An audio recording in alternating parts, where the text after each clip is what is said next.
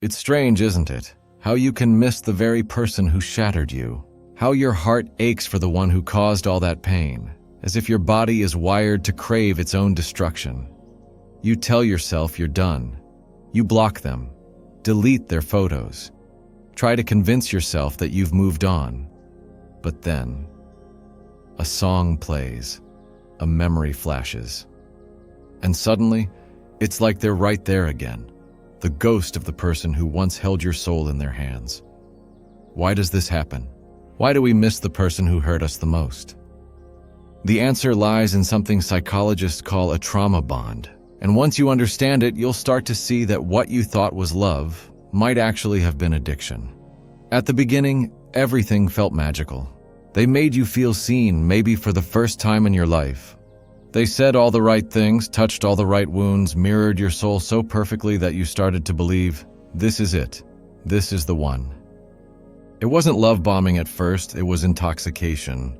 Your brain flooded with dopamine, oxytocin, and serotonin every time they smiled, texted, or touched you. You were high, not on a drug, but on them. Then slowly, things began to shift. The person who once made you feel safe started pulling away. They criticized you, ignored you, manipulated your emotions just enough to make you question yourself. And every time you tried to confront it, they'd come back, suddenly sweet again, apologetic, charming. It felt like whiplash. One moment heaven, the next moment hell. And yet, you couldn't leave. Because you were hooked. That's what trauma bonds do. They form when abuse is mixed with intermittent kindness. When your brain learns to associate pain and pleasure with the same person, it's the same psychological mechanism that keeps gamblers at the slot machine. Not because they win every time, but because they win just enough. That unpredictability releases massive dopamine spikes, keeping you chasing a high that never truly lasts. So you stay, you justify. You tell yourself, maybe this time it'll be different. Because when they're good, they're so good, and when they're bad, you blame yourself. You become addicted not just to the person, but to the cycle. The cycle of idealization, devaluation, and withdrawal becomes your emotional roller coaster. And your nervous system, constantly activated, starts to equate chaos with passion. Your brain confuses intensity for love. And when it's finally over, when they leave or when you gather the strength to walk away, your body doesn't feel relief. It feels withdrawal. Because your brain, deprived of those dopamine hits and emotional highs, goes into panic mode. You start missing them, not because they were good for you, but because your system is addicted to the chemical cocktail they created. You crave their voice, their messages, their validation, even though deep down you know they're the reason you lost yourself in the first place. This is why healing from a trauma bond feels like breaking an addiction. It's not just emotional pain, it's biological. The same brain regions that light up for cocaine users in withdrawal light up when you see their name pop up on your phone. You're not crazy for missing them. You're just chemically attached to your abuser. But here's the cruel part. Society romanticizes it.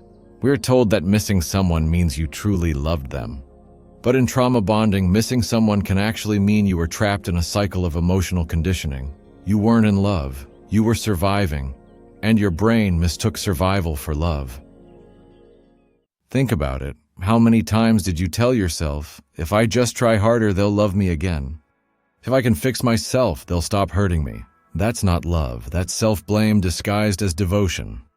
Because somewhere along the line, you stopped chasing their heart and started chasing your worth. You thought if you could earn their affection again, it would heal you. But it never does. It only deepens the wound. That's the essence of a trauma bond. You confuse pain with passion. You confuse attention with affection. You confuse anxiety with love.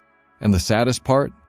You start to believe that's what love is supposed to feel like. Breaking a trauma bond isn't about forgetting them. It's about retraining your brain.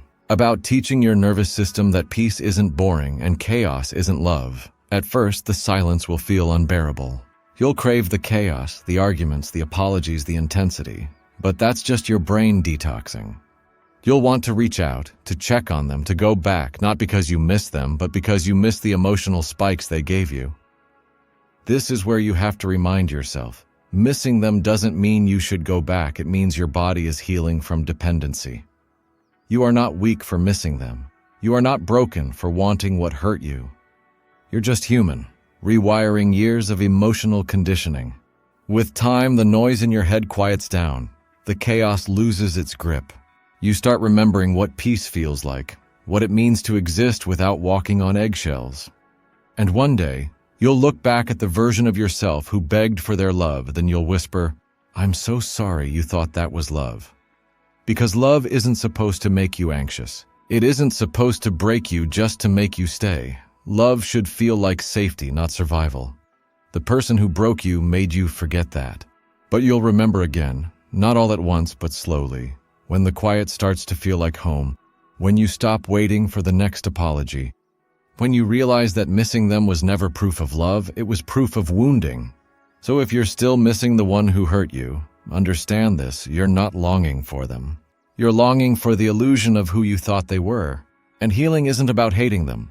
It's about seeing them clearly for the first time, because once you do, the spell breaks. And in that moment, you stop craving the poison that almost killed you. You don't miss them anymore, you miss yourself. And now, you're finally ready to come home.